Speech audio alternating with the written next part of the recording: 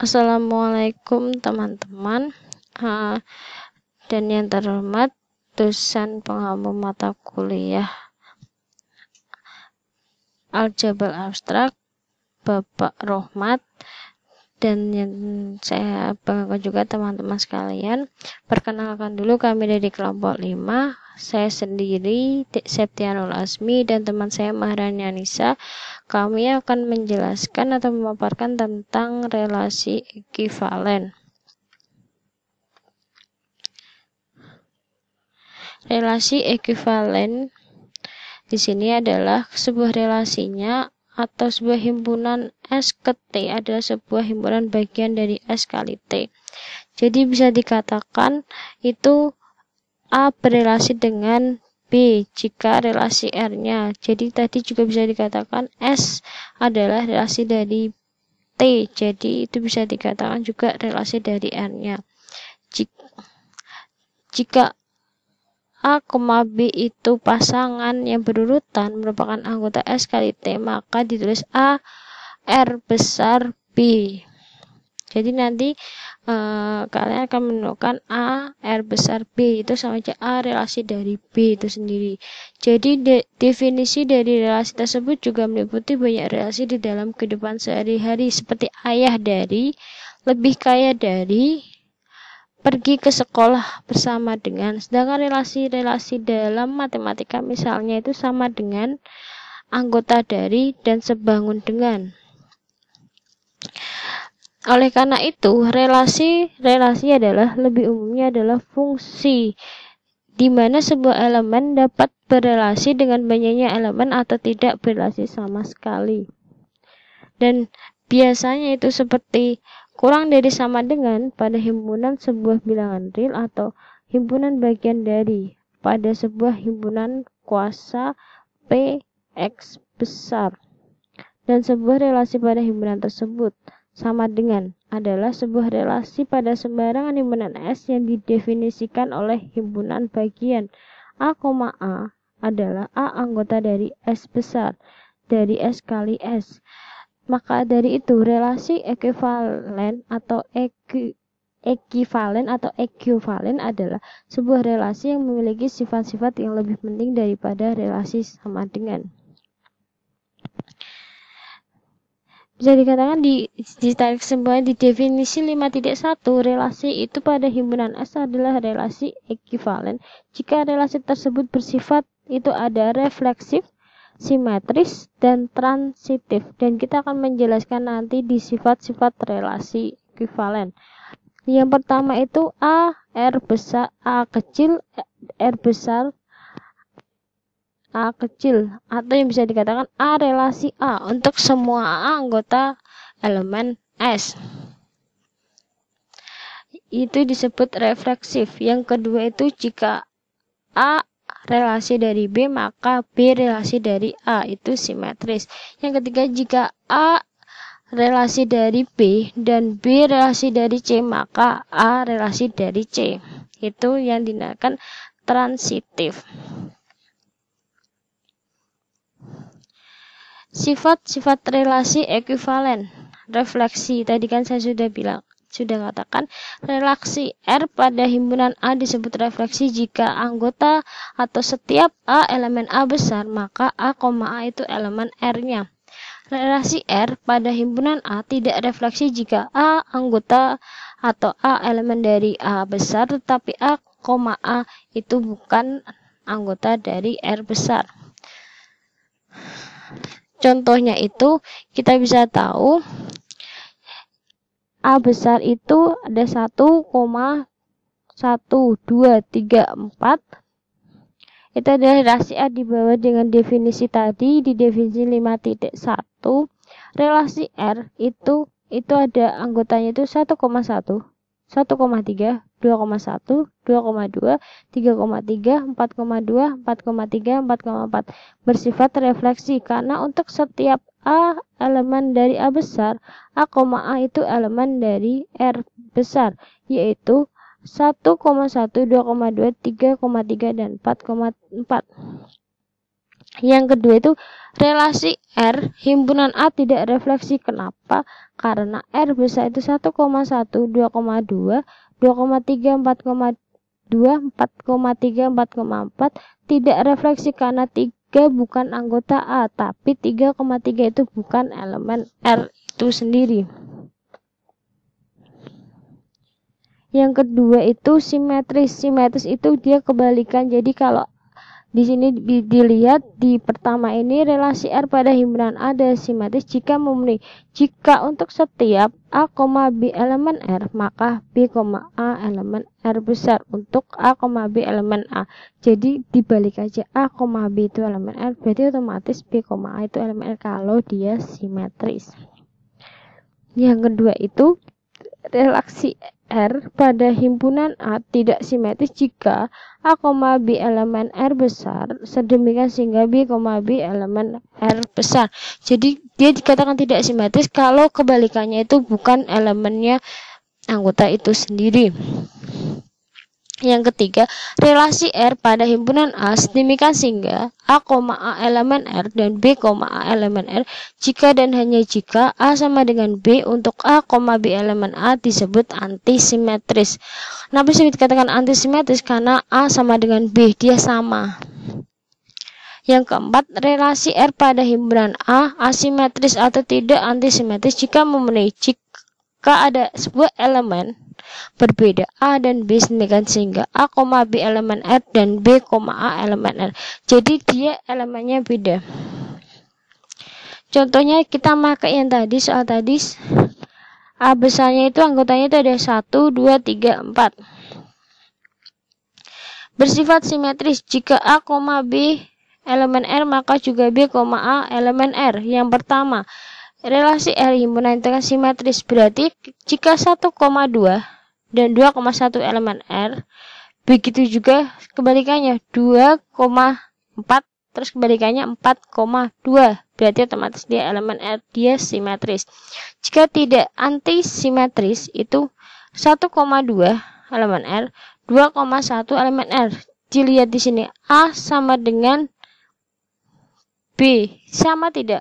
1 sama tidak sama dengan 2. Kenapa? Karena kan 1 harus sama dengan 1. Jadi bisa dikatakan dia nanti tidak, berarti antisimetris gitu kan. Kalau ini B tidak antisimetris karena dia tidak sama dengannya itu sendiri. Tuh. Terus kalau yang tidak simetris itu 4,2 itu elemen R, tetapi 2,4 itu bukan elemen R. Yang R tidak antisimetris karena 2,3 elemen R dan 3, elemen R, tetapi 2 tidak sama dengan 3. Situ. Selanjutnya akan dijelaskan oleh teman saya Maharani tentang menghantar, teorema, dan contoh-contoh yang berikutnya. Assalamualaikum warahmatullahi wabarakatuh. Di sini saya akan melanjutkan presentasi dari saudari Ana, yaitu tentang sifat-sifat relasi ekivalen yang ketiga, transitif. Relasi R pada himpunan A disebut menghantar atau transitif jika untuk setiap A, B elemen dari R dan BC elemen dari R, maka AC adalah elemen R untuk ABC elemen A. Teorema 5.2, jika R sebuah relasi ekivalen pada sebuah himpunan S, maka yang pertama, jika A berelasi dengan B, maka kelas ekivalen A itu sama dengan kelas ekivalen B. Jika A tidak berelasi dengan B, maka irisan dari kelas ekivalen A dengan kelas ekivalen B adalah himpunan kosong.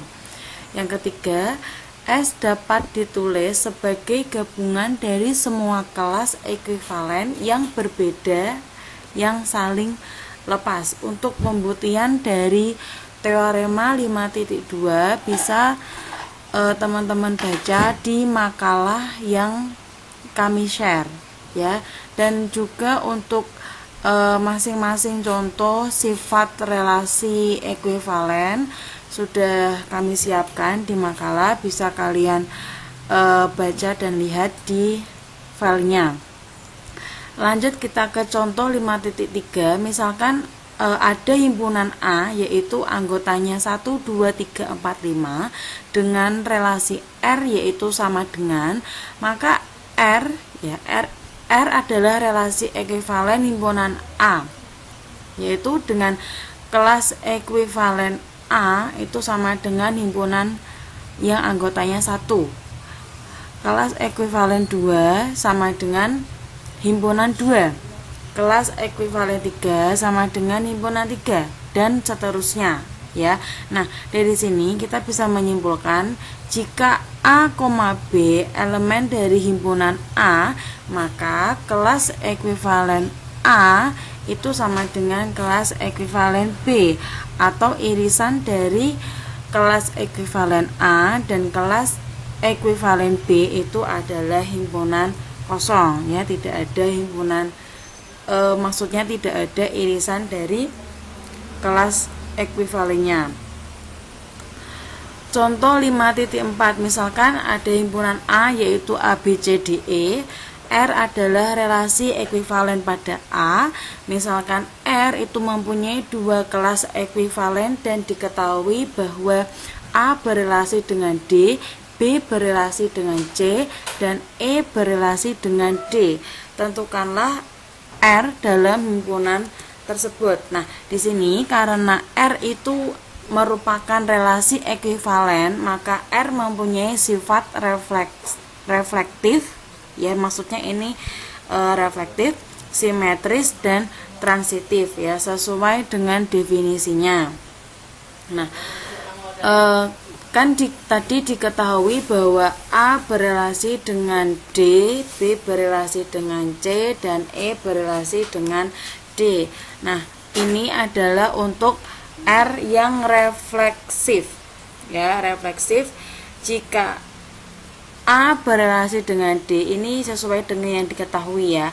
A berelasi dengan D, B berelasi dengan C, dan E berelasi dengan D, maka D berelasi dengan A, C berelasi dengan B, dan D berelasi dengan E. Jadi kebalikannya ya, kebalikan. Jadi refleksif itu jika A berelasi dengan D, maka D berelasi dengan A, begitu pula seterusnya ya. Kemudian kalau simetris, maka A berelasi dengan A, B berelasi dengan B, C berelasi dengan C, D berelasi dengan D, dan E berelasi dengan E. Kemudian untuk R yang transitif itu jika A berelasi dengan D dan D berelasi dengan E, maka A berelasi dengan E dan E berelasi dengan A. Ini untuk lebih jelasnya bisa kalian lihat lagi tentang sifat-sifat relasi ekuivalen yang sudah kami sampaikan di awal tadi ya. Nah, ini adalah himpunan R yang merupakan relasi ekuivalen. Jadi ini tadi yang diketahui ya, yang diketahui dari soal ada 3 relasi. Kemudian ini adalah hasil yang refleksifnya. Kemudian ini simetris ya, simetris, kemudian yang transitif. Jadi ini gabungan dari ketiga sifat relasi ekuivalen. Nah, kesimpulannya bahwa kelas ekuivalen A, jadi yang mempunyai hubungan dengan A itu adalah D ya, kemudian E dan A itu sendiri ya. Ini karena kan dia simetris, jadi A ke A, ada juga A ke D dan A ke E ya, ada A ke E nih. Nah, kemudian untuk yang kelas ekuivalen dengan B, maka carilah yang berelasi dengan B, yaitu B itu sendiri dan C ya. Nah, Selanjutnya kita lanjutkan ke partisi. Jadi sebuah korelasi dari semua himpunan bagian tak kosong dari S itu disebut partisi dari himpunan S. Contohnya di sini misalkan N itu adalah bilangan bulat positif tetap dan A, B merupakan bilangan-bilangan bulat. Nah, dikatakan bahwa A itu kongruen B modulo N. Bisa ditulis seperti ini ya. A kongruen B modulo mod N. Jika N membagi bahwa A dikurangi B, tunjukkan bahwa relasi kongruensi modulo N itu merupakan sebuah relasi ekuivalen pada himpunan semua bilangan bulat Z. Nah, di sini ada catatan bahwa himpunan dari semua kelas ekuivalen itu disebut himpunan semua bilangan bulat modulo N dan ditulis dengan Zn ya. Jadi ini N-nya N kecil. Nah, untuk pembuktian dari contoh sebelumnya yaitu 5.3 di sini bahwa tulisan N kemudian garis lurus M itu membacanya N membagi M ya, bahwa suatu bilangan bulat K sedemikian hingga M kongruen dengan N K ya. Jadi ini A kongruen B mod N jika dan hanya jika N membagi A dikurangi B. Kemudian untuk semua A elemen Z maka N membagi A dikurangi A ini nanti dia merupakan relasi refleksif ya. Kalau yang N membagi A dikurangi B atau N membagi negatif dalam kurung A dikurangi B atau N membagi dalam kurung B dikurangi A, ini merupakan relasi yang bersifat transitif ya. Nah, jadi relasi kongruensi modulo N adalah sebuah relasi ekuivalen pada Z. Nah, di sini di dalam relasi kongruensi itu kita misalkan modulo 3 ya, modulo 3. Nah, dari situ kita memiliki 3 kelas ekuivalen. Yang pertama, ketika dia kelas ekuivalen 0, maka himpunannya dari titik-titik negatif 3, 0, 3, 6, 9 sampai tak hingga. Ini untuk kelas ekuivalen 0 dengan modulo 3 ya, modulo 3. Kemudian kalau kelas ekuivalen 1 yang dia mod 3 itu negatif 2, 1 dan seterusnya. Jadi cara menentukan seperti ini itu maksudnya bilangan bulat yang habis dibagi 3 tak bersisa ya. Jadi ini angka-angkanya. Kemudian kalau yang kedua ini adalah bilangan yang habis dibagi 3 juga tapi dia nanti sisa 1 ya. Maka kan dia nanti carilah bilangan yang kalau dijumlahkan itu hasilnya 3, 4, 5. Ini kan kalau 3 dibagi 3 0, enggak bersisa. Kemudian 4 dibagi 3 sisa 1. Kemudian 5 dibagi 3 sisa 2. Jadi ini kelas ekuivalennya. Ini adalah anggota-anggotanya. Nah, kenapa kok ini tidak sampai 6 ya, tidak sampai 6?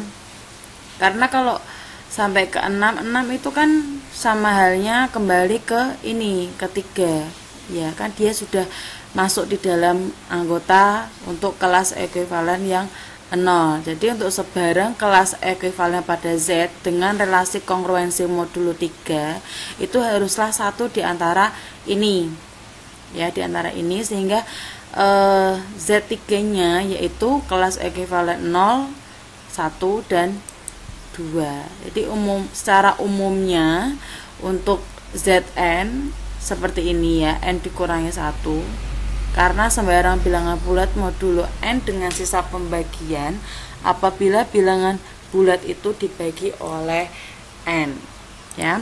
Jadi sekian presentasi dari kelompok 5. Apabila ada pertanyaan tentang relasi ekuivalen, bisa ditanyakan di diskusi, tempat diskusi yang sudah disediakan. Mohon maaf apabila ada salah kata dan ada yang kurang berkenan, kami minta maaf. Saya akhiri. Assalamualaikum warahmatullahi wabarakatuh.